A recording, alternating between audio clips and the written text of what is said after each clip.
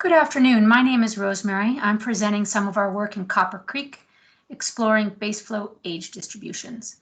Baseflow age is an integrated metric that reflects surface processes controlling groundwater recharge, as well as subsurface hydraulic properties that dictate where and to what depth groundwater travels. To better understand how groundwater flow moves through Copper Creek, we applied a 12-hour experiment using stream observations of nitrogen, argon, and SF6. From these gas data, we are able to determine baseflow age and apply these age constraints to a hydrologic model of Copper Creek. Because Copper Creek is so steep and has a turbulent stream system, we have very fast gas exchange velocities with the atmosphere. As a result, we are unable to determine the age distribution that is unique to the sampling location CC03. But what we can do is determine the maximum groundwater concentration of SF6, and from this concentration, we can develop a solution space of acceptable age distributions for the site.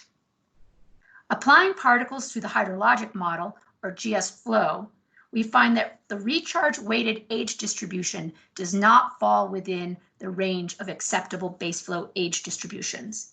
It is too young. To match the gas tracer information, we need to recalibrate the permeability and porosity of the granodiorite that is the dominant bedrock above the CC03 sampling location. Recalibration lowers water table elevations and forces the originally hyperlocalized groundwater flow paths deeper into the granodiorite, thereby producing an older age distribution.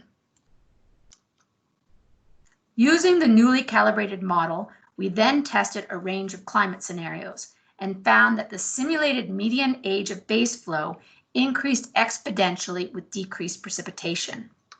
For a system that is wetter than the historical median condition, there is little change in baseflow age with decreased precipitation.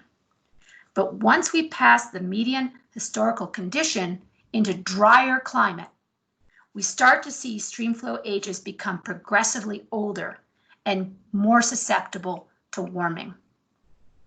This suggests that if there is a movement toward a drier future, Copper Creek may see a fundamental change in hydrology, moving from topographically controlled groundwater flow paths toward a recharge or climate-controlled groundwater flow system, in which ephemeral streams become more predominant and streams become more reliant on longer and older groundwater flow paths.